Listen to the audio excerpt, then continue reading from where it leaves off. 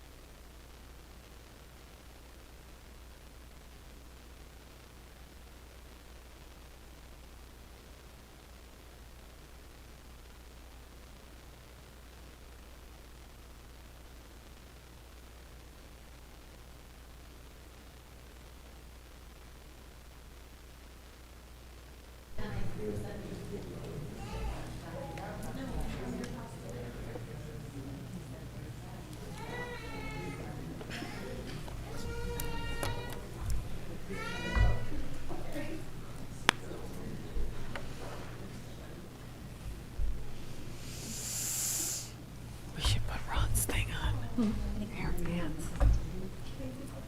thanks. I don't know where this goes. I think it goes in like this. I don't know. That's good.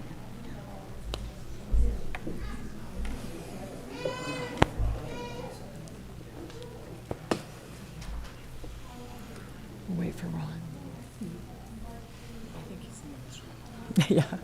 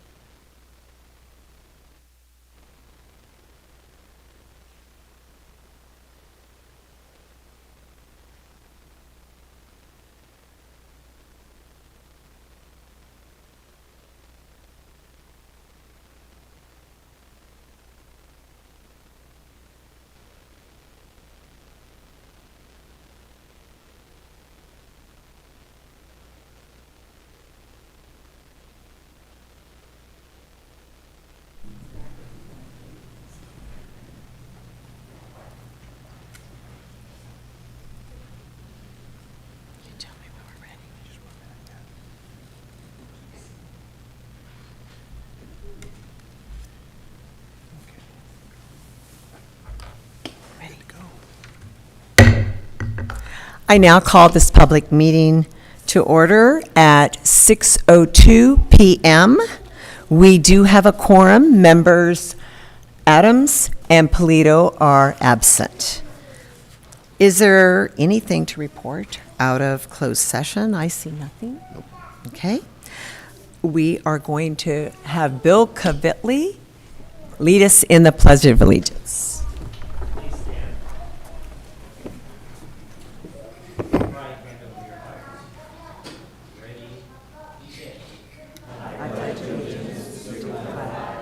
United States of America and to the republic for which it stands, one nation, under God, indivisible, with liberty and justice for all.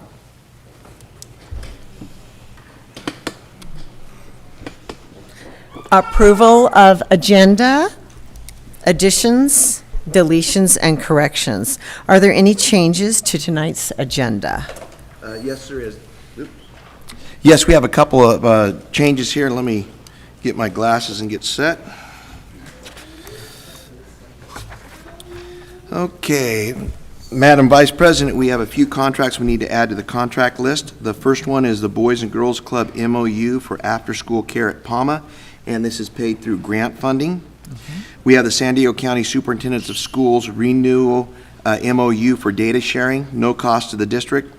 We have the Gold Stars Foods contract, 1-year extension of our current contract for frozen and refrigerated food as well as grocery products for CNS.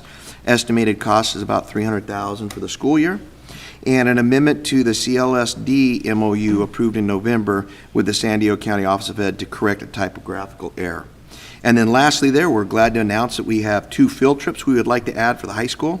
This will be a varsity baseball and varsity softball trip to Hawaii, February 20th to the 25th. No school will be missed for those days, and that'll be up to the fundraising of those 2 teams. Kind of an exciting thing. The baseball team's been to Hawaii. The football team's been to Hawaii. We've had the girls softball team go to Hawaii, and now actually the boys baseball team hasn't gone. But to take both a boys and a girls sport in the same year, playing in the same schools and stuff, is going to be a lot of fun for both teams, I believe. So we want to thank Bill Dunkel and our softball coach for putting that together. Great, sounds great. Thank you. Do we have a motion? So move. I'll second. Okay, any discussion? Let's take the vote. Member Benjamin? Aye. Member Heredia? Aye. Polito is absent. Member Stroh, aye. And Adams is absent.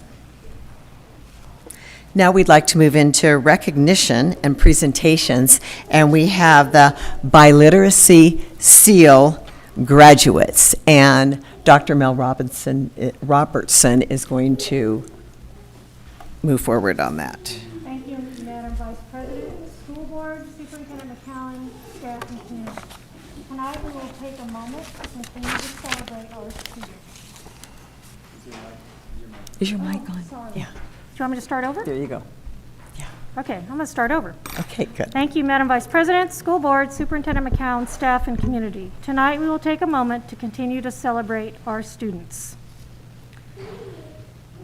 VCPUSD had 23 students that have earned the biliteracy seal on their transcripts, a seal that is evidence of their matriculation K-12 in our district. This educational achievement will propel them into their future, whatever they pursue. We are more globally connected than ever, and being biliterate is a keen advantage in all they do. Even more unique, and in addition to speaking, reading, and writing in a second language, is that they have been immersed in the culture throughout their education. The criteria to earn the biliteracy seal shows the academic strength of each of the students that follow after this slide.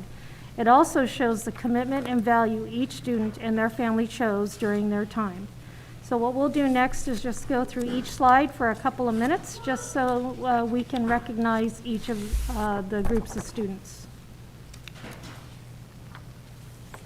Oh, no.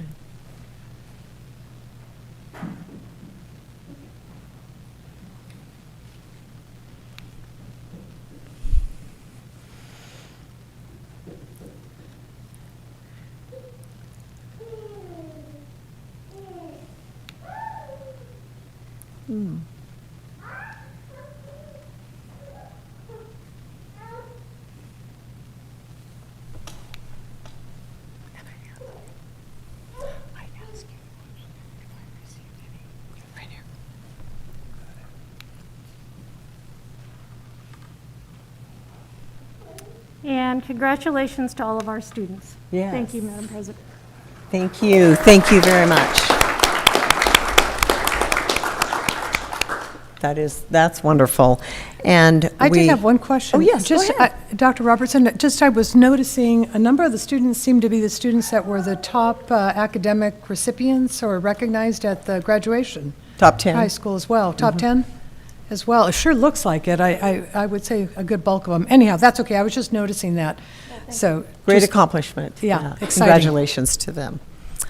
Have we received any requests to address the board? Yes, we have tonight. We have 6 that would like to address the board at this point, and then we have 1 more that will address the board. Sorry about that. 1 more that will address the board when we get to item 7A, and I'll give that to you when we get there. Okay, and I will read the guidelines for addressing the board, the Brown Act guidelines. Members of the public are encouraged to attend board meetings and to address the board concerning any item on the agenda or within the board's jurisdiction. In order to conduct district business in an orderly and efficient manner, the board requires that the public presentations to the board comply with Board Bylaw 9323, including the following. Members of the public wishing to address the board must complete a request to address the board card prior to the meeting and give it to the board secretary. The board president will recognize each member who has requested to address the board at the proper time and invite them to speak from the podium. Speakers must announce their name prior to addressing the board. All comments are limited to a total of 3 minutes per person and a total of 20 minutes per item. The Ralph M. Brown Act limits the Board of Trustees and staff the ability to respond to any comments on items that are not on the agenda. The board may not legally take any action on any item not specifically listed on the agenda. If there are concerns regarding specific individuals, it is preferred that the speaker refrain from naming them publicly and respect their privacy. Please note that once the board closes the public input time on an agenda item, only the board and staff are involved in subsequent discussions. Thank you very much for your cooperation. Okay, first up.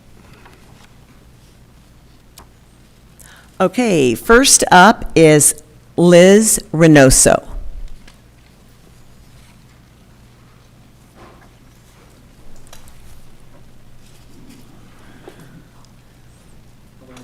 Hello, everyone. As you can see, I'm not Liz Reynoso, but I'm standing in proxy for my sister, Elizabeth Reynoso. I am Juan Reynoso, and I'm just going to read a few things that she had to share tonight. She can't be here because she has a little one.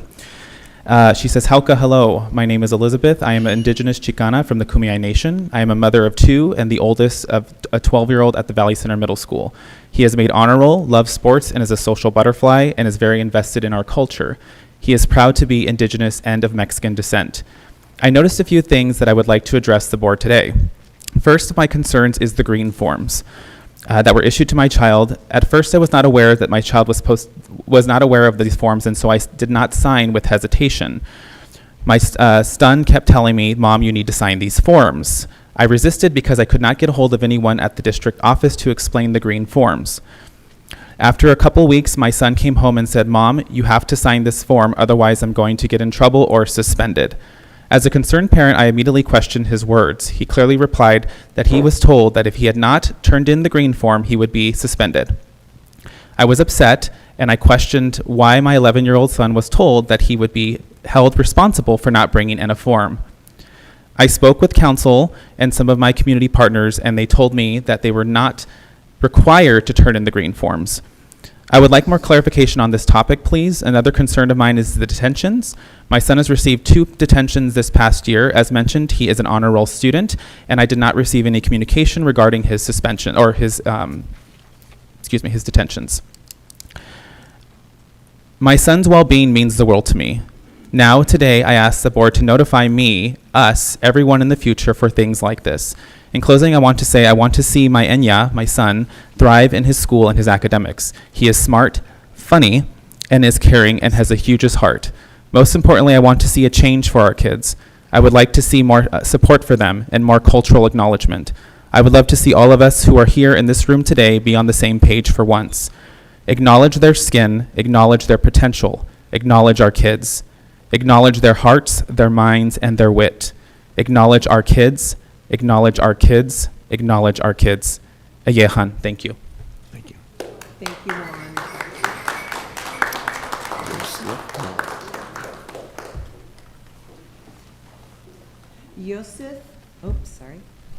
Yosef Miller, please.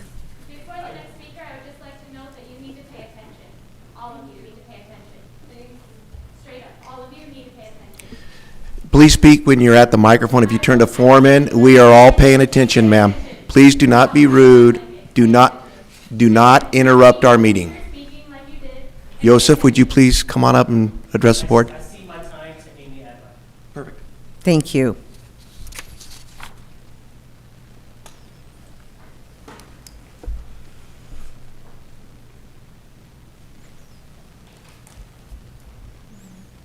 Pulov Tukva, good evening, school board trustees and superintendents. Notung Amy Admarika, no Washnai, no Payamkoish, and the Quam Joseph Morales Delacobe and Marcelo Ramos. Last board meeting, a member of the teaching staff was overheard whispering under her breath of how ridiculous our actions were, asking, who are these people and why are they here? She was heard saying, I cannot take this, it's making me sick. It is disheartening because this person should know better. So we continue to keep showing up here every month, many of us on our own time, to inform you, the board, of what you may not know. Our hope is that once you know better, you will be compelled to do better. As we were unable to attend the public hearing regarding the LCAP that was promoted as a special meeting, I wonder the degree and effort to which the district publicized this public hearing to the Native and Indigenous community with whom they have acknowledged in the LCAP that participation from the Title VI parents is dismal and that they need to recruit more representation. In reviewing the recorded public hearing, we were reminded why it is important for us to continue to show up here. The LCAP is devoid of timelines and SMART goals. When asked when the plans for professional development for trauma-informed practices would begin with the teaching staff, the assistant superintendent's response was that it's a 3-year plan. Blaming students for the increase in suspension data during the next LCAP update and suggesting that the increase is the students' fault because they're not used to being in social settings is one example. The assistant superintendent went on to say that it is for these reasons that support from counselors, social workers, and psychologists is so critical. It wasn't shared with the board how, when, or what strategies would be used by these supports to mitigate suspensions, and we did not hear how teachers and classified staff were going to employ specific classroom management tools to reduce behaviors and increase participation. We put forward that our education centers are also critical supports. During the pandemic, this was ignored. AmeriCorps college students were deemed a direct connect with students on campus, ensuring that students were socioeconomically ready, emotionally ready to learn. That AmeriCorps served as added counselors for students and could refer students to school supports. Meanwhile, our centers were being written out of the LCAP, and our highly trained center staff were petitioning to be let back on campus to provide the much-needed resources that are specific and unique to our population. This is why we are here, Board of Trustees and teaching staff. We are here to again ask that you do your jobs. For what other reason would you have run for and been elected a school board member if it were not to make sure that all children had equal access to an education? In the several years we've been coming to board meetings, we have only heard the board ask the superintendent a handful of questions. We implore you to ask more questions. Ask yourselves, while you're concerned about the graduation rate falling to 88%, are those 88% of graduates reading and writing at grade level? I think that's what's important. Ask us why we feel it's important to research and publish a report on the 30 students who were suspended from the middle school in 2019 out of 91 Native students. Ask yourselves how one Title VI TOSA working 3 days a week on 2 of 8 campuses can do all the following as outlined in the LCAP: supporting college and career readiness programs, conduct field trips to college, conferences, career visits, diversify curriculum while maintaining alignment with standards, training for Title VI aides, help parents navigate absenteeism, promote academic achievement, and identify student academic needs, help parents build rapport in schools and teachers, handle misunderstandings between the district and parents, and support cultural events at schools. The LCAP also states that the TOSA is to perform these duties with culturally proficient actions. We offer that the TOSA work directly and engage with the education centers to support the work of the TOSA so that these objectives can be met at all school sites. We wonder who's monitoring the other school sites, if not for the collaboration of our centers. We further support that there be tribal liaisons at each campus, and the person working with the Title VI should be full-time and not have the shared responsibilities of dual language, ELD, migrant ed, and nursing. We're unpacking 500 years of trauma. We need somebody who only works with us.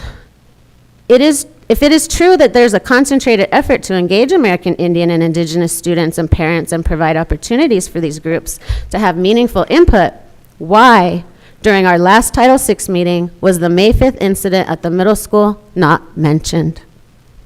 With over 30 people in the room, from the assistant superintendent to principals to education staff, and the small number of parents who feel comfortable in that space, wouldn't it have been prudent and an opportune time for the new special projects director and assistant superintendent to have dialogue with and record the thoughts, feelings, and recommendations for the healing of our children from those 30 individuals? It is not our community's responsibility to report on incidents at the school. It is the school's responsibility to report to the community. I'm ashamed and saddened that in a space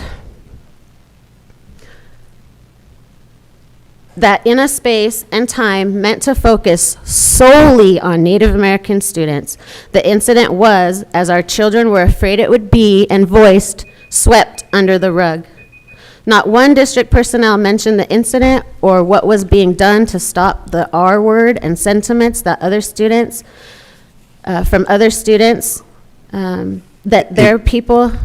Excuse me, Am I at 6 minutes? you want to keep going? Yeah. Yes, perfect. please. Thank you. Okay. Okay. Sorry to interrupt you. No, that's okay. Do we do this again?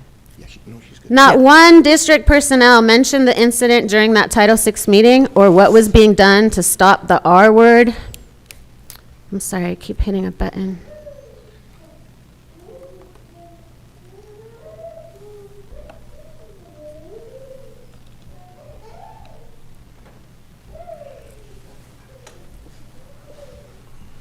Phones. Okay. So not one district personnel mentioned the incident or what was being done to stop the R word and sentiments from other students that their people should have died when the pilgrims came from ringing in their heads. Not one district personnel thought it was important to quiet the pain on the hearts of parents and community members by assuring them that X, Y, and Z was being done about the incident.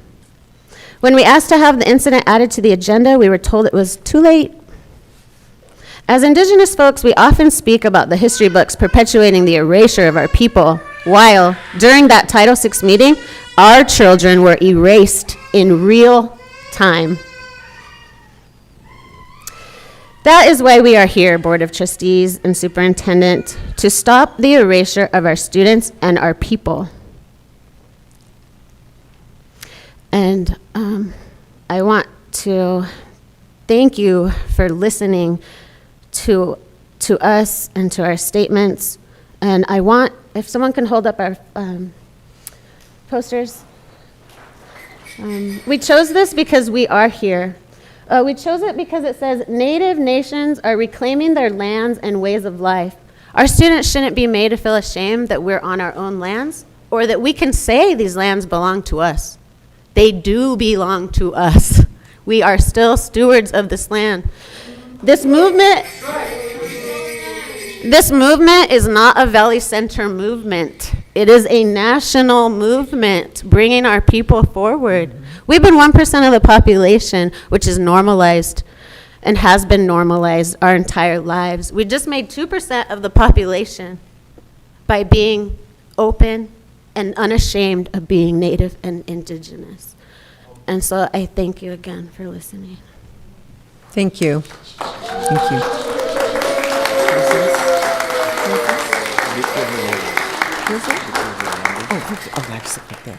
Victor Hernandez, please.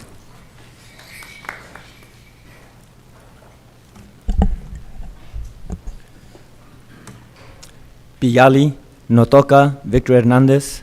Hello, my name is Victor Hernandez.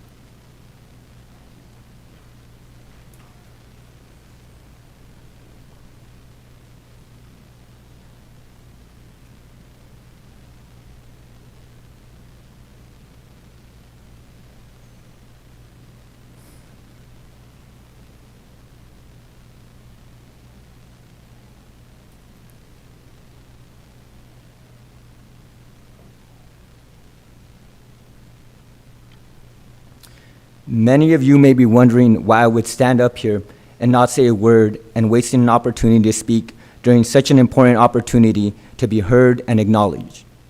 I stand up here and I wonder the same thing about this board and the district leadership. On May 5th, when our Indigenous students were attacked with racial comments and ignorance, y'all had a chance to speak up for them, and you didn't. You spoke, but you said nothing.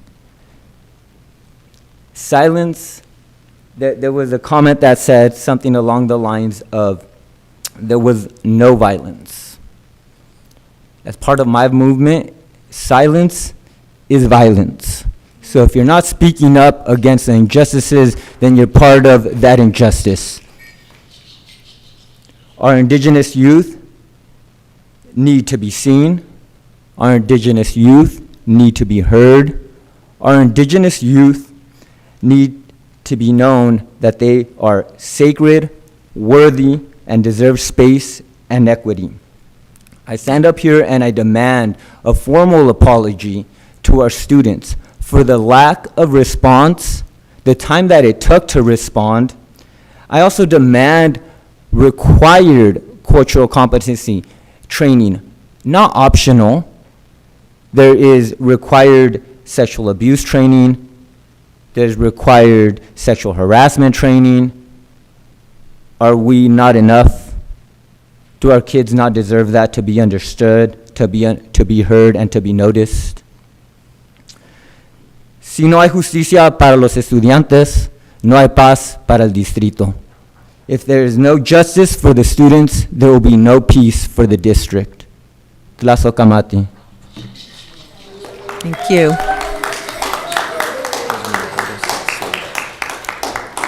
Elsmerada Salcedo.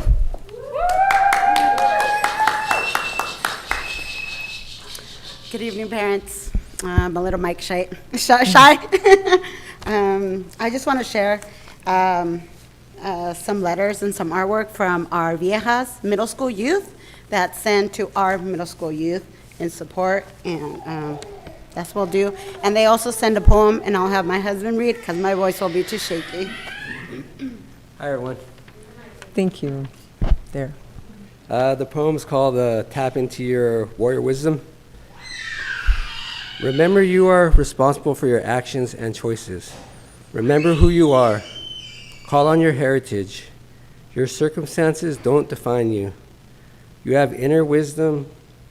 Make a choice. Look within. Tap into inner wisdom.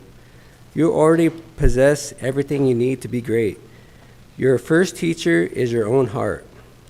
Share your story of truth. Accept your gifts. Be true and authentic. When you stand in your vulnerability, you are strongest. Be brave. Embrace your whole self. Show up from your spirit instead of your head. Shine awareness on your own bias. Yeah. Thank you. Nice. Thank you.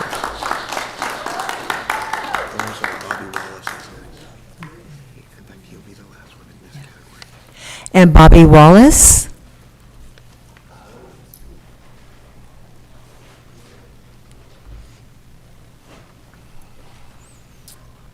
Helka, I'm Bobby Wallace with the Barona Band of Mission Indians, and we've been coming here for a little bit now, and not as long as some of you guys.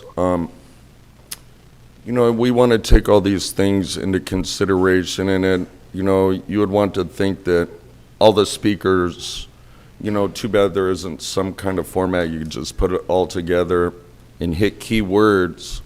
It'd be so simple to work things out because you would come up with all the answers like that. Everything would just come right across, Some people know me, some don't. I lived a little bit worse than most. I went through the oppression, I went through the racism, and this stuff has to stop. But there's ways to do this, and as this lady was saying, you have to listen. And listening is part of a teaching tool, which you guys know you can't teach anybody anything without listening. There has to be that mutual respect of listening and accepting the truth of what it is that's being told. and let it go inside here, inside your fire, and accept it for what it is, and try to move on to create something better. As we've been coming here, we've had numerous people say numerous things. And, you know, at one time I, you know, was upset too because somebody rolled their eyes towards somebody, and, you know, but it's not my choice to be like that. You know what I mean? I see you guys doing the best you can. As we end this here today, before we come back again, where in the fall or something, we want to make sure that the voices are heard, that we do need to have our respect. You know, this is our territory. We've been here before anybody. We're going to be here, and our people's going to be here after your people are dead and gone. And that's the truth. They're going to be gone, and our people are still going to have to live here with all this trauma that's not being let go right now today. You know, we have vibrant schools that are out there doing the work and taking the training, and they know we come from a messed up background because of what came upon us. We didn't ask to be killed. We didn't ask to be raped. We didn't ask to be slaves until 1950 in San Diego. We didn't ask for any of it. It just happened that way. But you guys are game changers. All of you guys are game changers. Every single one of you. And by listening and showing respect and maybe putting those keywords together, you can come up with a better understanding than what's going on right now. You know, Ron, I'm sorry about your hand, and I know somebody had a death. There's been other death around here too, and I want to say I'm sorry for other people's deaths and their families. And that comes from my heart, because that comes from respect to you guys and to you guys. You know, if you can hear these guys' words, and, you know, every day, you know, when I see that sun go down over the ocean, you know, Kumeyaay means the guys that live in the hills that watch the sun go down over.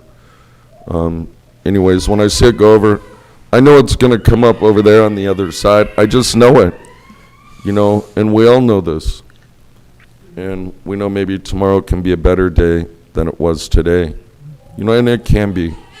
You know, you guys got tough jobs, and I've said it before, maybe 5 or 6 times, you have very hard jobs. You have to please everyone. And we know that's kind of tough sometimes, but please hear that our Native kids are not being treated equal. And they have to be treated equal. Any other person, you know, oh Lord, they're getting treated so bad, but the Native kids, it should be, oh Lord, the Native kids are getting treated bad too. So I appreciate your guys' time. I appreciate all your diligence, every single one of you here, because this, I can't be so candid, this kind of stinks sometimes. So again, I appreciate it. I appreciate all you guys. Never stop fighting for our people ever, and I love you. Thank you.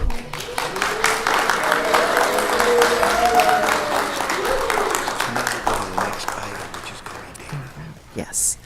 So now we're going to move to a special presentation, or addressing the board, Dana Brown, and she represents the Warrior Spirit Family Leadership Team. She has a presentation for us.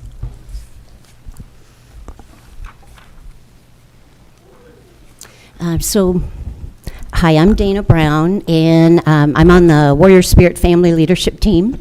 We have some leadership team members here, Tamara Strohauer and Chief Bobby of the Longest Walk. Dr. Pico regrets that he's not here with us today. And so we are going to have an opportunity to talk about the missing and murdered Indigenous women and people, and look at some of the history of our young nation. And we know that across the states and throughout Canada, it's just relentless how Indigenous women, Native women, are being murdered and are missing at a relentless rate. And May 5th is the official MMIW and MMIP Day, most widely celebrated in the United States and in Canada. And we encourage that really embracing that cultural awareness that day, and the engagement of the Native youth and children. We know that the red hand signifies it's over the mouth because of the silence of this within this growing movement. It represents the silence of the media. which you'll see in another slide that really articulates that far greater. It stands for all the missing daughters and sisters and mothers and aunties and grandmas whose voices are not being heard. And it stands for the oppression and the subjugation of Native women who are now rising up to say no more stolen sisters. And I wanted to start, Superintendent McGowan and Board of Trustees, I want to thank you for this opportunity to be on the agenda today. Thank you, Superintendent McGowan, when you called me earlier this week and honored us with this opportunity. We really do want to, as Chief Bobby said, we want to be part of the solution. We look at murder is now the leading cause of death for Native women. And as Ms. Amy Admire shared, Native and Indigenous peoples are 2% of the population, but you can see from the Urban Health Institute, the youngest victim was a baby less than a year old. The oldest victim was an 83-year-old woman, and murder is the second leading cause of death for Native women. This is Missing and Murdered Indigenous People Crisis, and the second paragraph there is from the Center Disease Control. And all of the slides, should anyone want them, all have active hyperlinks directly to the source. I'm just a conduit. So every single thing up here, it will take you directly to the source. It's just a best practice I've been doing for years in this kind of work. And if you could look at the first paragraph, that was a 2016 study. And it was the National Institute of Justice that found that Native women and Alaskan Native women, 84.3% of them have experienced violence in their lifetimes, roughly 85%. And everyone here is hurting. We're all hurting. I would say everyone here knows someone who's been sexually assaulted, may have experienced domestic violence. I'm one of those individuals. So this is very personal to me too, because I understand some of the pain. And so we have to be part of the solution, all of us together. We're one human species. There's 0% of us biologically that is different. We're 99% the same. And racism is a social construct. It's not biological. This is according to the National Crime Information Center, this is also 2016. There were 5,712 reports of missing American Indian and Alaska Native women, yet the National Missing and Unidentified Person System only logged 1,116. In 1 year, 5,712 reports and only logged 116. What if that were your daughter, your sister, your mother, your auntie, your grandma? Murdered and missing Indigenous peoples, because it's not just the women that are horrifically impacted. A lot of this is human trafficking and being groomed, and this source on that page reflects 82% of Indigenous men are also victims of crime throughout their lifetime. So these statistics and data is only who made a phone call or got into a system. So data is only the tip of the iceberg. That's staggering. This is the source is at the bottom with Constitution facts from the U.S. government. The Native Americans are written into our Constitution as the merciless Indian savages, signed by our forefathers. So systemic racism is from inception in this young nation. Merciless Indian savages. This is a picture I took down at Old Town, and those are beautiful Kumeyaay children in the mission system. I held a magnifying glass over and looked at all those beautiful faces, and you could see the pain. The book there is written by a Native scholar, Mary Annette Pember, that talks about the intergenerational traumas and understanding Natives' inherited pain. And if you're not familiar with epigenetics and the science and the research of epigenetics, the moment that a female finds out she's pregnant, she has in her DNA her ancestors, and she's carrying in her DNA her children's, and her children's children, and her children's children. So the inherited pain of historical trauma and the genocide and the enslavement, as Chief Bobby mentioned, which was up into the 1900s, well into the 1900s, this is inherited. So any of us that have endured, there was a research study on children of Holocaust survivors, and if they don't get help in their healing journey, it was cumulative. So we look at our reservations today and we see, even urban, and we see the fentanyl, the suicide rates, the depression, the anxiety, the mental wellness or mental not being well, epigenetics in the DNA. So we that can, we must integrate this depth of understanding and transform and humanize our spaces together. We're just one human species. To the left is the San Diego County Board of Supervisors who last year in January declared racism a public health crisis. The link is on the bottom.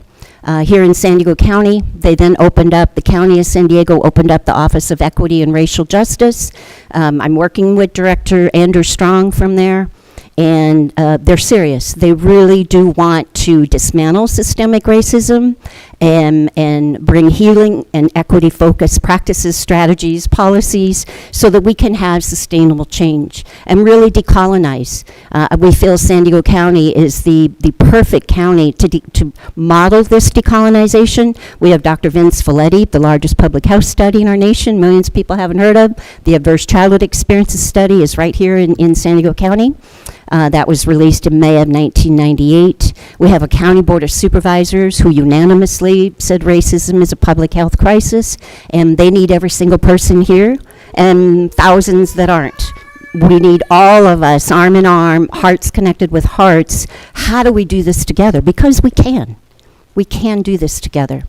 And then Governor Newsom apologized for the genocide and the slaughter of Native Americans in California. I know the first evening that I came, and there's children present, so I'm not gonna articulate those statistics again. You may recall how horrific they were of our first governor in the California. We became a state in 1850, and Governor Peter Burnett, in his address to legislature in 1851, said we shall wage a war of extermination between the two races until the Indian race becomes extinct. And you know what he did next. You know what he did next. And the federal government reimbursed California over $1 million for that slaughter. This is something that on our Warrior Spirit family is Kenneth G. White Jr., who's Navajo Dene. And he, along with a professor, wrote this chapter in this book, Igniting, and there's a little snapshot, Igniting the Warrior Spirit to Address Historical Trauma Among Indigenous People. And this book, this textbook that is for the entire world, the Routledge International Handbook of Indigenous Resilience, was released on December 31st, 6 months ago roughly. And this is for around the world. The editor put our Warrior Spirit family, which I don't know how many of you know about our Warrior Spirit family, but for 3 days in October 2018 at Viejas Band of Kumeyaay Nation, we had our Calling Upon the Warrior Spirit to Heal Historical Trauma.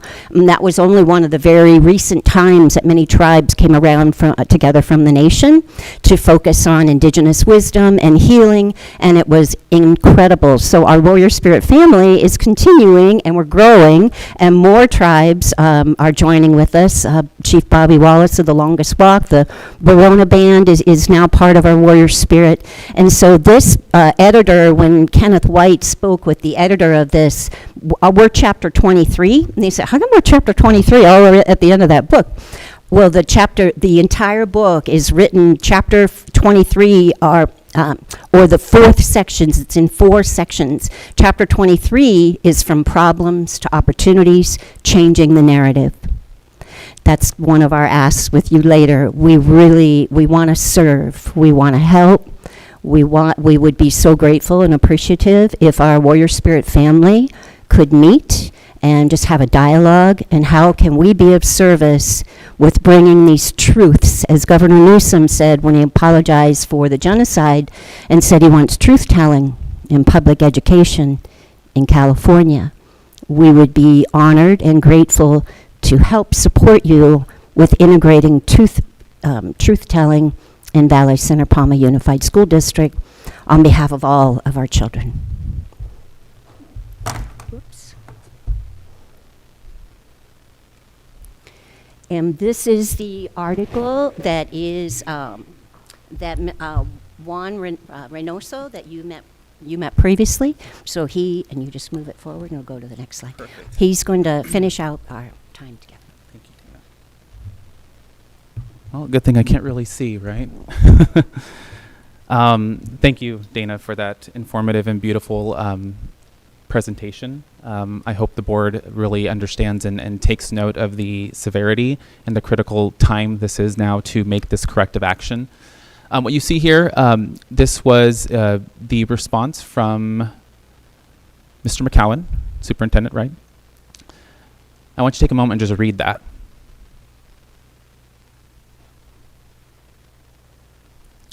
There were no fisticuffs.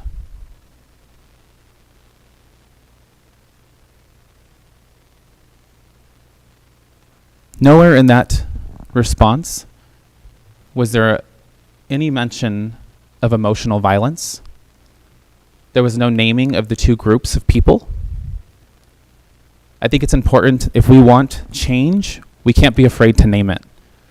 We no longer can cower and put our heads in the dirt, afraid of stirring and throwing the rug from underneath one another. We have to name what is happening. In response to the events on May 5th, we have some demands and some action steps that I think would be very helpful for you. We are calling for intentional action and mediation. Dr. Robertson, I heard your LCAP presentation on Monday. I was able to tune into that, and thank you for putting such thought and intention into it. But there is room for improvement and expansion. I want you to look at that model on the bottom there. It's about accountability. In order to be accountable, we have to recognize the events that occurred. Now, these are kind of those essential questions. Do all of your campuses elevate, provide culturally competent systems of support? Do they seek to foster the relationships with the Native communities that they serve? What policies are in place that your LCAP has that explicitly outlines your intention towards mediation? So we pulled together, we looked over your goals. We have 3 broad goals. And interesting enough, Dr. Robertson, when I was doing my slide here, you had some of the same rhetoric and literature that was underlined as well. Every student succeeds. Every student receives a quality education. Every student includes every student in this room, the offspring of these people. Our kids are your kids. Education 101, we know that there is no putting groups of individuals. You have all been my educator at one point. I'm going to kind of go off cuff here for a minute. 20 years ago, I graduated from Valley Center High School, the first graduating class to go through every school, including this one. That was a fond memory, but it was also a painful one. My senior year, one of your instructors, when I was going through a very, very tumultuous time in my life with death, with divorce of my mom and my dad. So what did I do? I decided to step away from my heavy AP load for 1 second, for 1 semester. And one of your teachers told me, well, you know, Juan, you might lose your college acceptance if you do that. But you have one thing going for you, and that's because you're Native American. That sickness has stuck with me my entire life. 5 years before that, my sister was told if she graduated high school, her teacher would eat a spider. These vile comments are rooted in this system, and you know better. and you have the tools to do better. We took a glimpse at San Diego Unified School District's LCAP, and if I would really encourage you to look over it. They have 9 pages that are dedicated to social justice, cultural competency, cultural relevant pedagogy, down to how they're going to implement restorative justice with the community specifically. 9 pages. If we could go through it, that'd be great, but we don't have the time. I want you to read our why. This is from San Diego Unified, and I'm going to have to pull up my phone because I cannot see very clearly at the moment. It says, all students deserve to experience affirming classrooms that honor and leverage their lived experience. On the very bottom, elevating student voice, agency, and leadership for positive change. Dr. Robertson, one of your actual comments on Monday was, this is the area of work that we need to improve on. I have it right here. It was beautifully and eloquently said, and I could not agree with you more. Another large piece of people engagement is student voice, which is an area that all districts are working on improving. Noting what matters to our students and adapting our system so each can be successful is an area of work we need to deepen and is an area where we will work on moving forward. How? And when? I can't sit up here and say that things have not improved. They have made gradual increases of improvement, and I am grateful for that. But as an uncle of a 7th grader who went to Valley Center, who could not be here, not because he couldn't, because he was afraid of retaliation, that tells me that there is something seriously wrong with the system that's supposed to support my nephew. Our collective asks as a group, as a community, are first of all that you take us serious. We aren't just some clamoring loud group of people that show up at your board meetings to disrupt you, to speak out of turn. We're here because we care. We're here because our kids are your kids. When we send our kids on the bus to come here to get an education at Valley Center, we're trusting that you see them. We're trusting that you acknowledge their existence and that you amplify their voice. So my question to you is, in the LCAP, and again, this is this 3-year evolving document, how do you plan on supporting these students? What actionable, measurable steps are you taking that we can quantify and look at to see that data, to see that growth? It's all hunky-dory if we can say, oh, we're reaching out to the tribal community, and we've started to go to our Title VI meetings, and to kind of echo what Miss Amy's mentioned, the response to the participation in Title VI meetings is parent participation is dismal, and we need to recruit to show better representation. This is your representation. We are that recruitment. So I encourage all of you to reach out to these beautiful voices in here, to reach out not to just to one entity in the tribal communities. We are a collective group, and no one person holds all of that knowledge to share and talk about our kids. We are a group, and we support and we show up in solidarity because that's what we know to do. I'm going to read our collective asks one more time, and I'm going to read it from here because, again, I can't really see. Well, the problem is I can't really read it. Absolutely be great.15 Thank you. Thank you so much. Here's our collective ask, please. We're grateful to be part of the solution with all of you.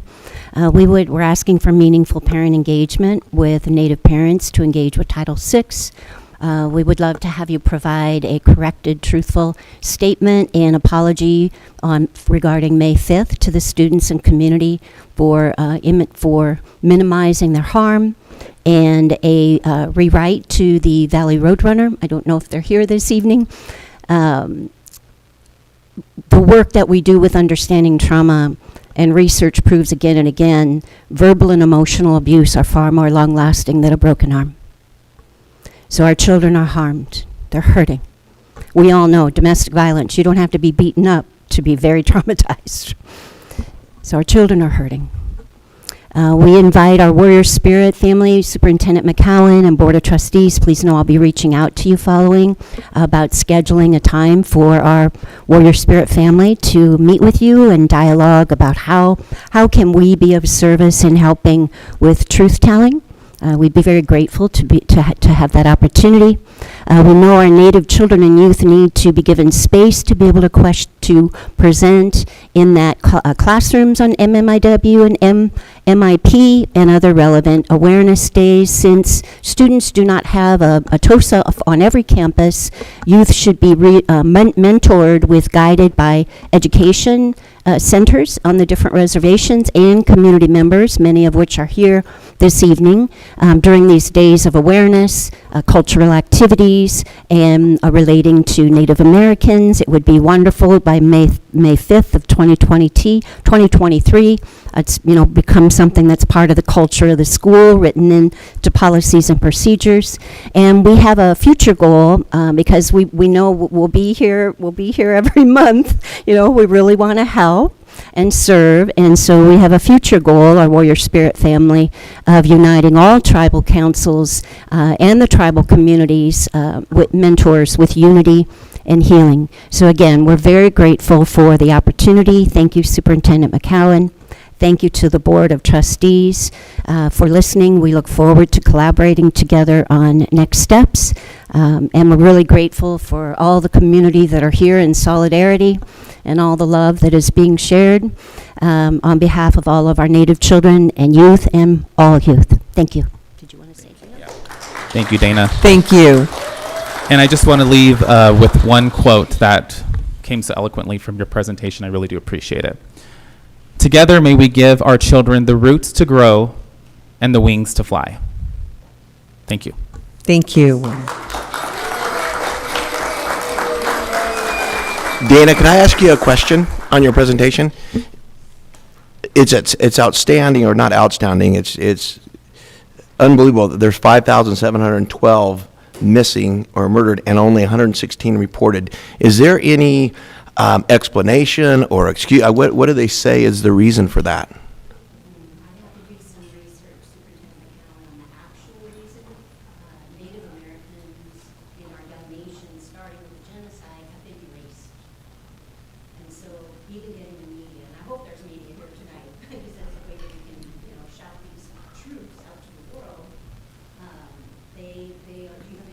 Oh, no, I was informed that if you had any comments, I could be here to go back. So. We are a process.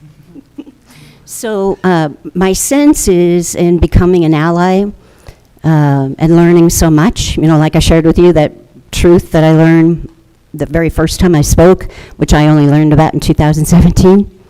And I was not taught a lot of truth growing up. In public education in the Midwest, went to one-room schoolhouses till 5th grade. So learning these truths has transformed me, and I'm on a quest just to try to understand and do everything I can in my whiteness. I identify as white, and which I hadn't even heard of white privilege before 2005. I went to the University of San Diego, and Robert Jensen, a white gentleman, wrote a book called The Heart of Whiteness, Confronting Race, Racism, and White Privilege. And I walked out of there sobbing, and I made a vow to the Creator that day that for the rest of my life, God be willing, our Creator be willing, I would do everything I could to use my whiteness as a bridge and bring people that can speak their truths. And I just want to be a bridge. And Tamara is here. She identifies as white. She's spoken before. She's Warrior Spirit. We want to be a bridge. Please let us help you, because it's staggering. That's 1 year. 5,712 and only 116 logged.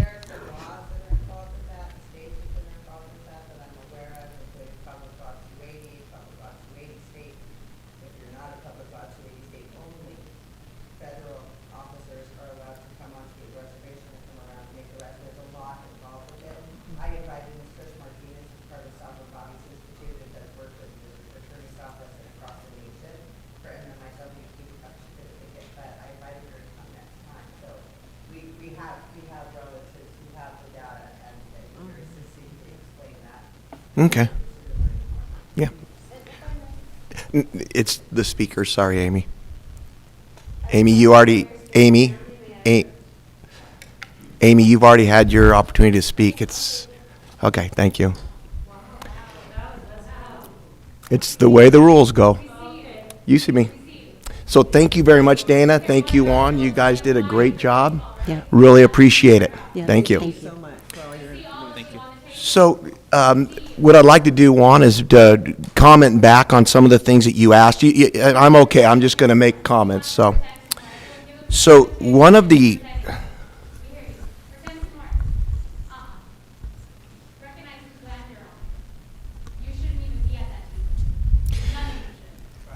Okay, at this point, ma'am, you need to stop interrupting our board meeting. We're trying to do the school business, please.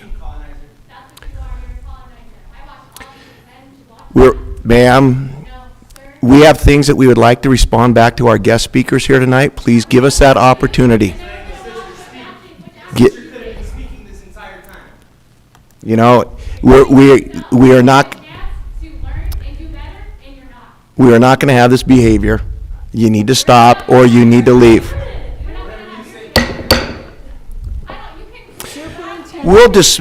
Superintendent McCowan, please let him finish talking with Juan Reynoso, please, and can Juan, finish there. we're going to take a recess right now. We'll reconvene when the behavior improves. So we'll be back in a few minutes. Thank you.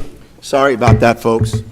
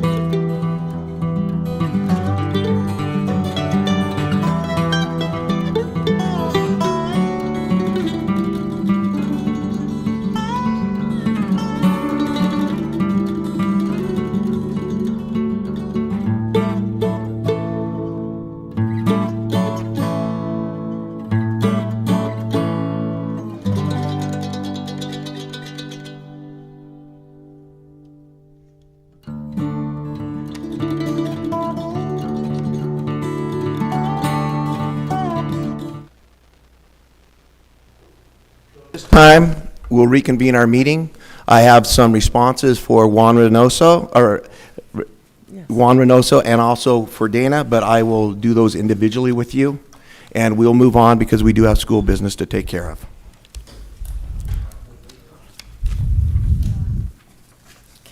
So just move to the next item. So did you have some comments? No, we're not going to make them at this time because of the hostile crowd. We'll respond to you separately. And Thank you. we apologize for that, but we need to do it without interruption, so we'll move on to our next item. Okay, moving on, our consent items. Paul? Moving on to our consent items. All right. This month, I was tasked with the job of reviewing all the purchase orders. All my questions were answered to my approval, and as well along with the noted changes to contracts, field trips, along with the updated personnel listing. So I'd make a motion to approve the purchase orders and consent items. Okay, thank you. And a second? I'll second that motion. Okay. Is there any discussion? Okay, let's move forward on the vote. Member Benjamin? Aye. Member Heredia? Aye. Member Polito is absent. Member Stroh votes aye. Member Adams is absent.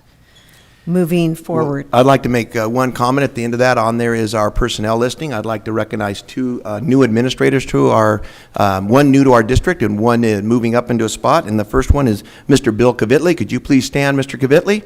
Mr. Kavitli will now be our elementary principal. for his first administrative job, and we appreciate your hard work in the district for the last 24 years, Yes. and we congratulate you on your promotion, and look forward to the wonderful things you do next year. Thank you. Thank you. Congratulations. Next, we have a new CTO, which is our Chief Technical Officer. Took me a few seconds there. He comes to us from Santa Barbara, and that is Mauricio Ortega. Mauricio, congratulations. And with Mauricio tonight is his wife, Kim. Nice to meet you, Kim. And also twin boys, Owen and Tevis. Congratulations. Congratulations, guys. And the superintendent's division, you're... Oh, there was one other one. I am sorry. yeah. I wrote those ones down. We also have Stephanie McIntyre. Stephanie, would you stand up for a quick second? Yes. Stephanie is our long-serving elementary principal, has done a great job there for us, and is going to move into a curriculum director position at the district office. So thank you for your hard work and dedication to our students, Stephanie. No, you got more on that? Are you done? Okay. The board will conduct a second reading of the following revised board policy. Yeah. Yeah. Oh, that's what I thought you were doing. Superintendent's report. I thought that was part of his. No problem. We're getting used to the first board meeting here Yes. with us. So I do not have the clicker. Damon, do you want to move through my slides? So our first slide, you're good. Our first slide up here is Mrs. Danielle Bauer. She is our ag teacher. She has been one of our ag teachers since the first year we opened. And she was recognized as Teacher of the Month by Channel 5, Fox 5. So we want to send out, she can't be here tonight because she is staying the night at the Del Mar Fair for the next 2 to 3 weeks with our students and their ag projects. Next slide. Right here, we see that we are having some fun at the B School. I think in the bottom picture there is the principal, Mrs. Veronica Ruiz, and we have 2 different classrooms there, just kids kind of having an exciting last week of school and getting to do some arts and some fun projects. Next.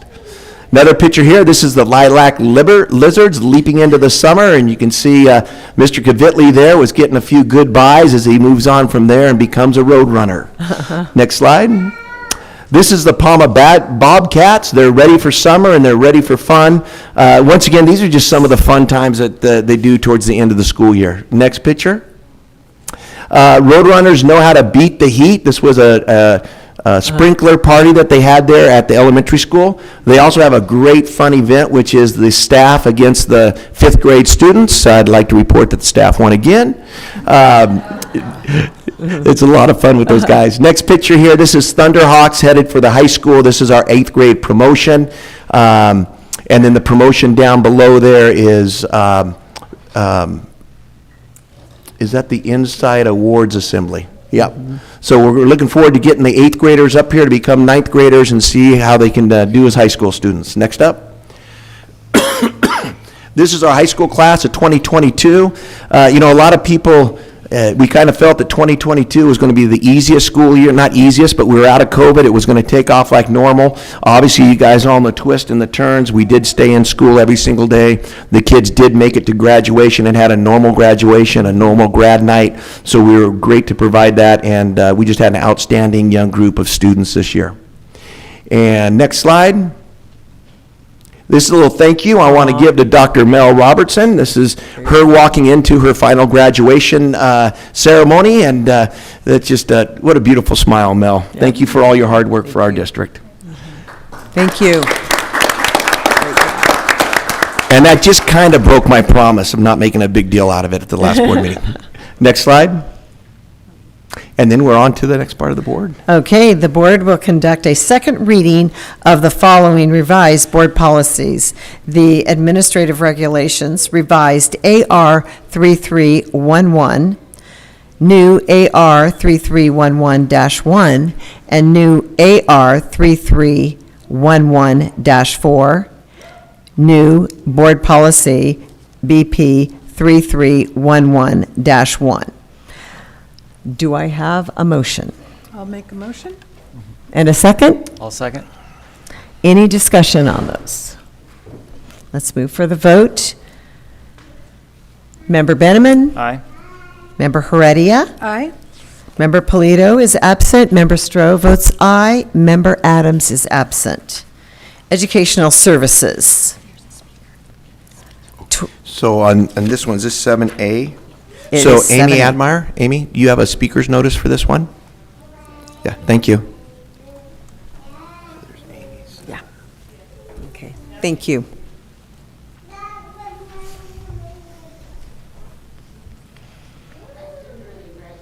But I just- One, is the mic on? Mic on. Okay, good. Miu.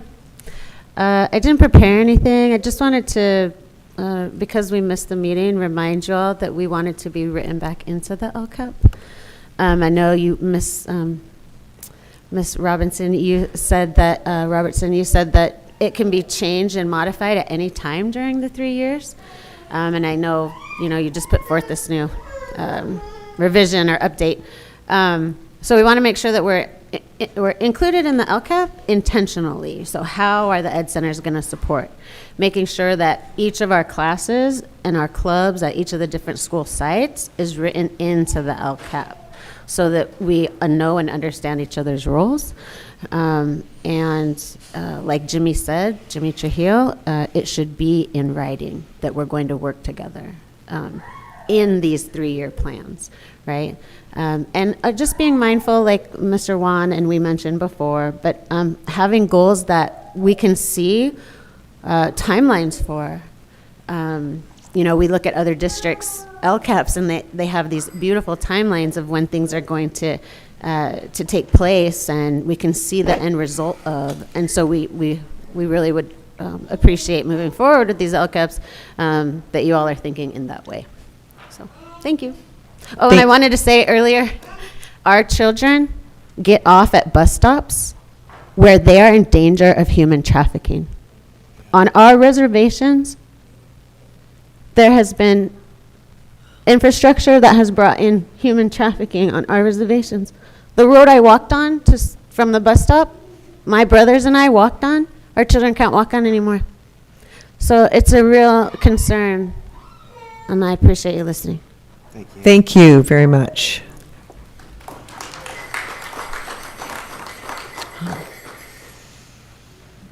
Moving forward on educational services, we have A 2021-2024, the LCAP Local Control Accountability Plan.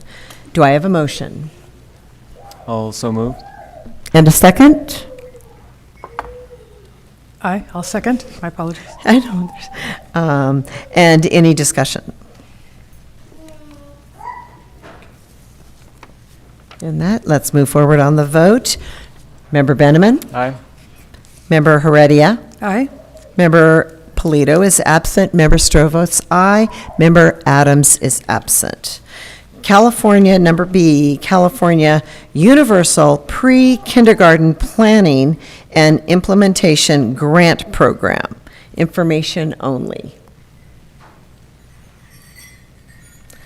VCPUSD Federal Addendum for 2022-2023 school year. Do I have a motion? Also move. And I'll second. Any discussion? No. Let's go for the vote. Member Benjamin? Aye. Member Heredia? Aye. Member Polito is absent. Member Stroh votes aye. Member Adams is absent. Adoption of the high school mathematics core curriculum for Algebra 2. Do I have a motion? I'll make a motion.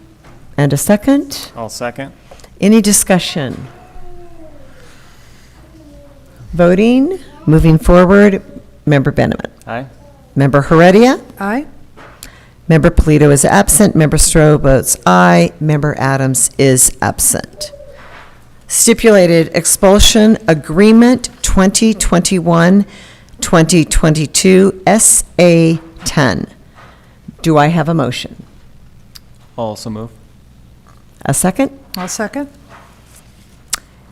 For the vote, Benjamin, Aye. Heredia, Aye. Polito is absent. Stroh votes aye. Adams is absent. Stipulation expulsion agreement 2021-2022 SA 11. Do I have a motion? Also move. A second? I'll second. We'll vote. Member Benjamin? Aye. Member Heredia? Aye. Member Polito is absent. Member Stroh votes aye. Member Adams is absent. Stipulation expulsion agreement 2021-2022 SA-12. Do I have a motion? Also move. A second? I'll second. Voting, Member Benjamin? Aye. Member Heredia? Aye. Member Polito is absent. Member Stroh votes aye. Member Adams is absent. And this next one is a readmission, and this is with great joy. I bring this motion forward and happiness. It is Student Readmission 2021-22 SA-04. Do I have a motion? Also move. A second? I'll second. The vote. Member Benjamin? Aye. Member Heredia? Aye. Member Polito is absent. Member Stroh votes aye. And Member Adams is absent. Business Division. A, to approve the 2022-23 district budget. Do I have a motion? I'll make a motion. And a second? Second. Is there any discussion? Great job presenting it, I thought, John. And let's go for the vote. Member Benjamin? Aye. Member Heredia? Aye. Member Polito is absent. Member Stroh votes aye. And Member Adams is absent. B, approval of Resolution 2020 and 2021-25, Education Protection Account. Do I have a motion? I'll make a motion. And a second? I'll second. Any discussion? Member Benjamin? Aye. Member Heredia? Aye. Member Polito is absent. Member Stroh votes aye. Member Adams is absent. Approval of resolutions 2021-22,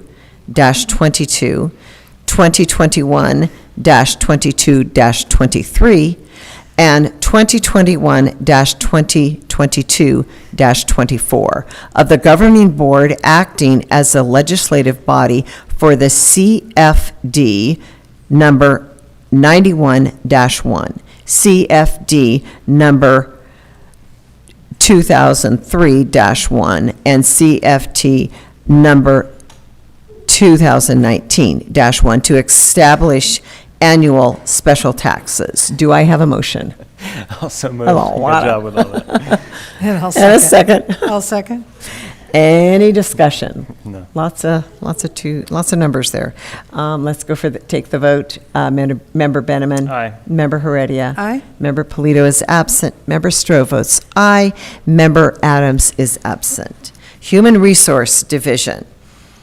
Public disclosure of ratification of a tentative collective bargaining agreement between Valley Center-Pauma Unified School District and the VCPEA.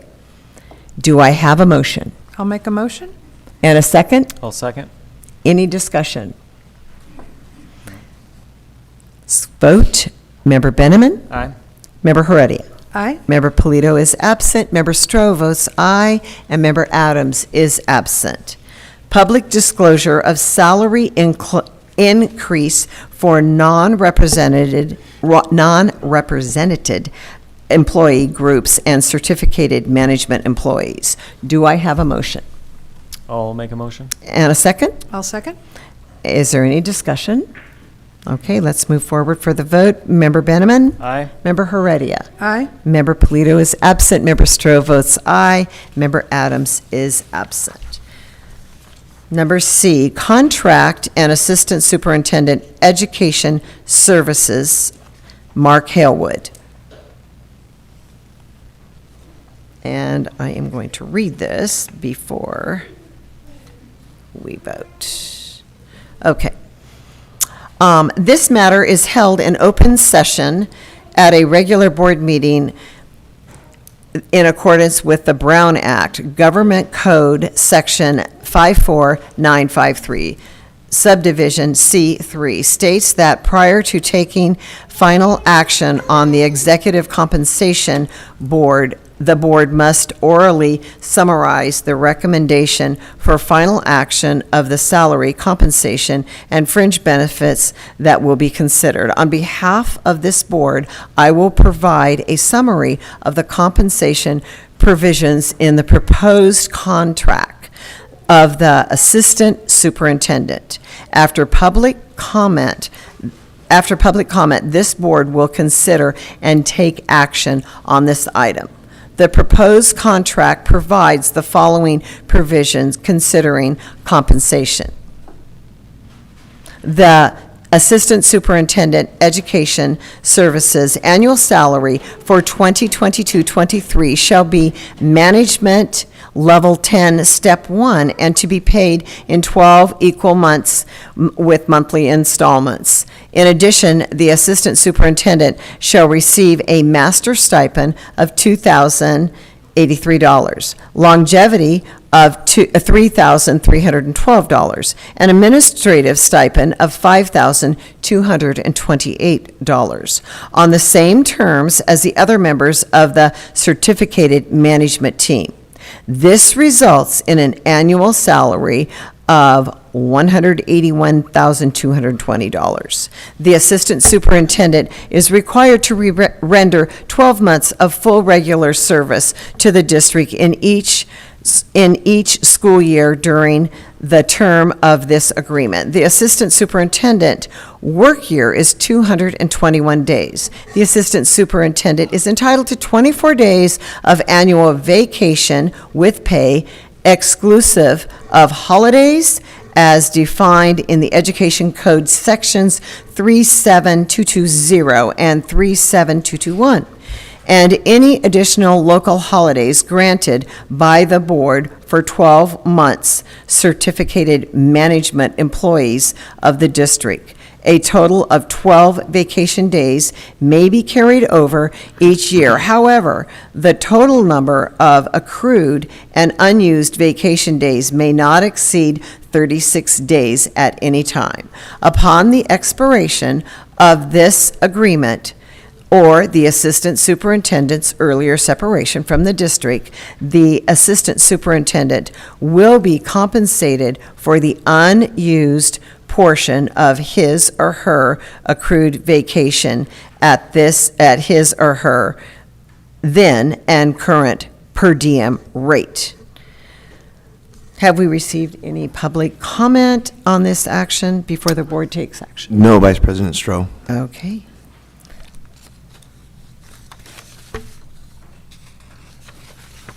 Finish reading this. Yeah.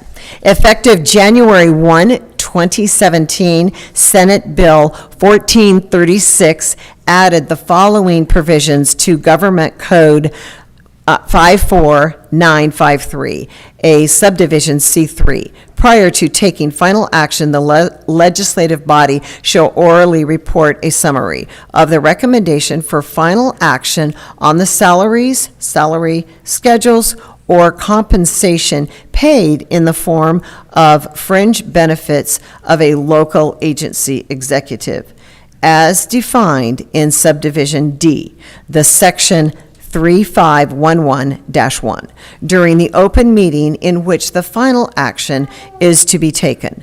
The paragraph shall not affect the public's right under the California Public Records Act, Chapter 3-5, commencing with Section 6250 of Section 7 of Title I. The inspect of copy records create or received in the process of developing the recommendation. We will call for the vote. I'd like to make a Yes. motion to That's Approve? what's going to go. Okay. Make a motion. to approve the contract for Assistant Superintendent of Ed Services, named as Mark Elwood. Thank you. And a second? I'll second. And discussion. We'll go for the vote. Congratulations. Mark. Yes, congratulations, Mark Elwood. Yes. Well, not yet. As soon as we vote. Yeah, we're voting, Let's wait and for the then vote, yes, Mark. I've got you on my list, buddy. Okay, okay. Member Benjamin. Aye. Member Heredia. Aye. Member Polito is absent. Member Stroh votes aye. Member Adams is absent. And with that, we'd like to announce our new Assistant Superintendent who will be taking Mel Robertson's place, and that is our high school principal, Mr. Mark Hellwood. Congratulations, Nice Mark. job. Okay, oral report summarizing recommendations for action on salary compensation for the following district executive employees: Chief Business Officer John Peterson, Assistant Superintendent of Human Resource Aaron Rogers, and District Superintendent Ron McCowan. One more to read, you guys. Here we go. Okay.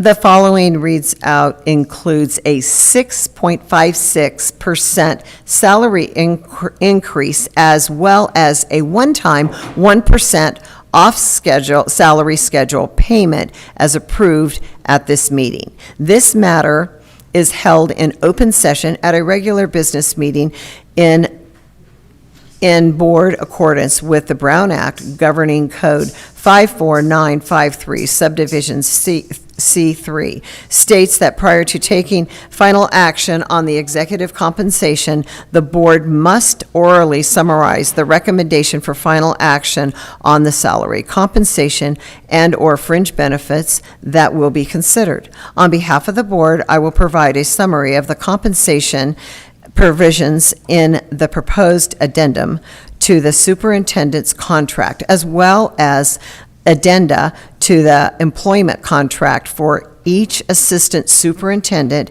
and the chief business officer.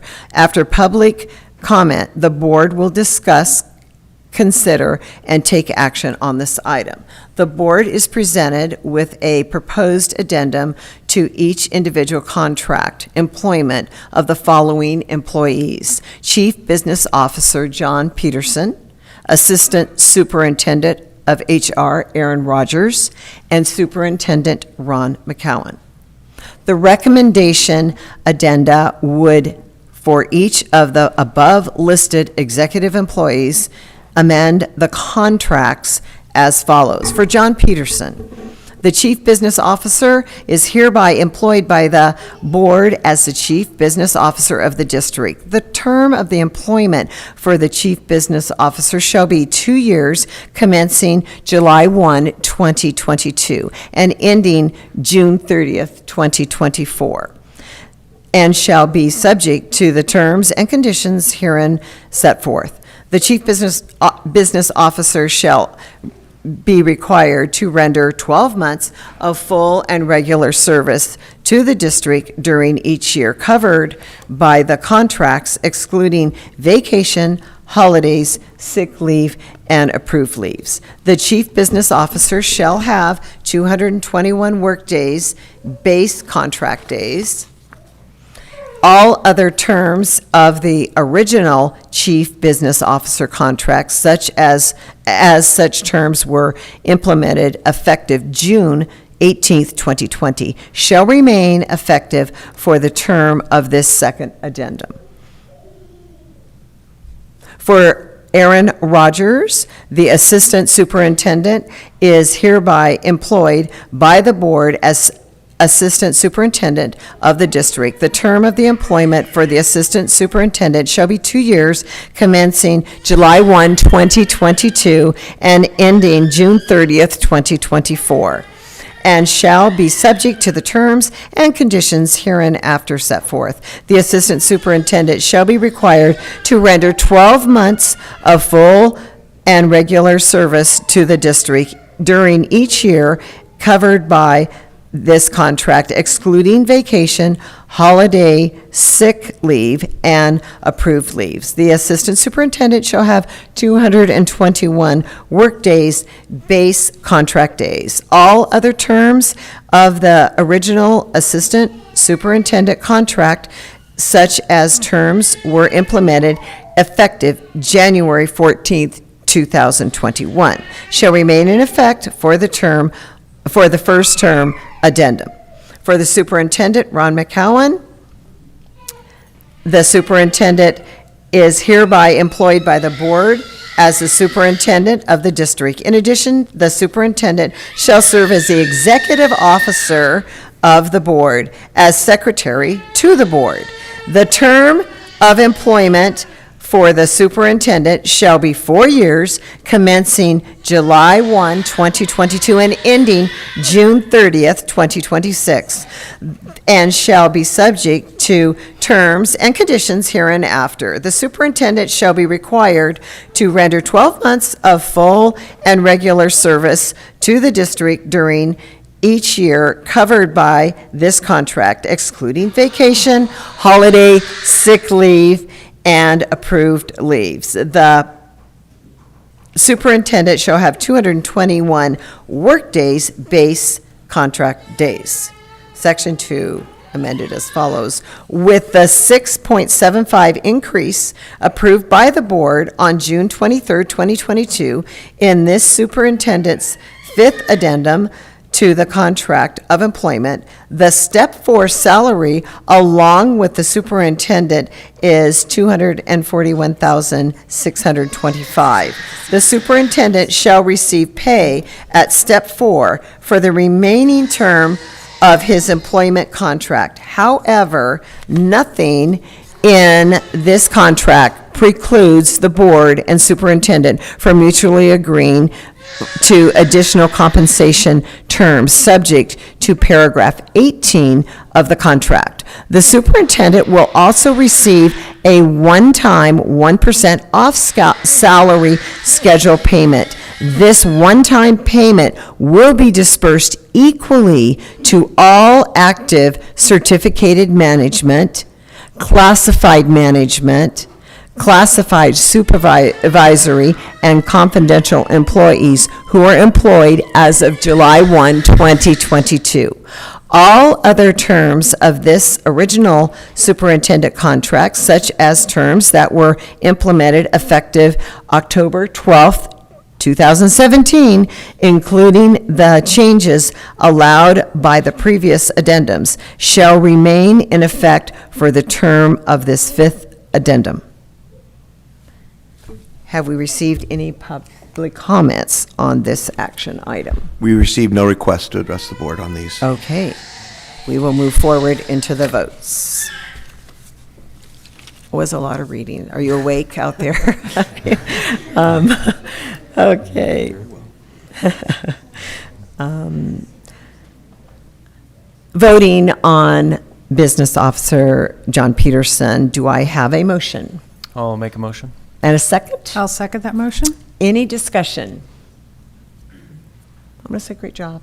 Continuing. Moving forward, onto the vote. Member Benjamin? Aye. Member Heredia? Aye. Polito is absent. Member Stroh votes aye. And Member Adams is absent. Voting on Aaron Rogers, Assistant Superintendent of HR. I'll make a motion. Second? I'll second. And any discussion? Great to have him.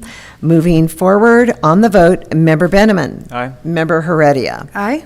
Member Polito is absent. Member Stroh votes aye. And Member Adams is absent. Voting on Superintendent Ron McCowan. Do I have a motion? I'll also move. And a second? I'll second. And any discussion? The voting, Member Benjamin. Aye. Member Heredia. Aye. Member Polito is absent. Member Stroh votes aye. Member Adams is absent. Okay, number F, moving forward.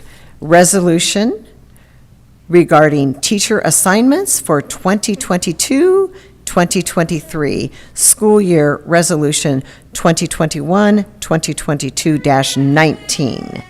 Do I have a motion? I'll make a motion. Do I have a second? I'll second. Is there any discussion? No. Moving forward, Member Benjamin. Aye. Member Heredia. Aye. Member Polito is absent. Member Stroh votes aye. And Member Adams is absent. Did we need to say this? Number G, resolution regarding teaching assignments for the 2022-2023 school year, Resolution 2021-2022-20. Do I have a motion Also move. and a second? I'll second. Any discussion? Voting, Member Benjamin, Aye. Member Heredia, Aye. Member Polito is absent, Member Stroh votes aye, Member Adams is absent. H, resolution regarding teaching assignment for the 2022-2023 school year, Resolution 2021-2022-21. Do I have a motion? I'll make a motion. And a second? I'll second. Any discussion? Voting, Member Benjamin. Aye. Member Heredia. Aye. Member Polito is absent. Member Stroh votes aye. Member Adams is absent. Network System Supervisor. Job description. Do I have a motion? I'll also move. Is there a second? I'll second. Okay, great. Any discussion? Nope. Moving forward with the vote. Member Benjamin. Aye. Member Heredia. Aye.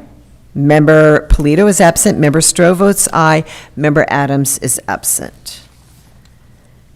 Advanced planning. Our next regular board meeting will be Thursday, August 2023. August 11th. I mean, 2022. August That's a 11th. long time. I'm about cross-eyed right now. Yeah, we don't have them in July, but August 11th, 2022, adjournment. Do I have a motion? I will make that motion. Okay, and a second? I'll second. Is there any discussion? Nope. Nope. Go, let's vote. Member Benjamin. Aye. Member Heredia. Aye. Member Polito is absent. Member Stroh votes aye. Member Adams is absent. Thank you all very much. We're dismissing, adjourning at, I can't see, what time is it? 7:36. Thank you very much for coming. Well done, Julie. A lot of reading.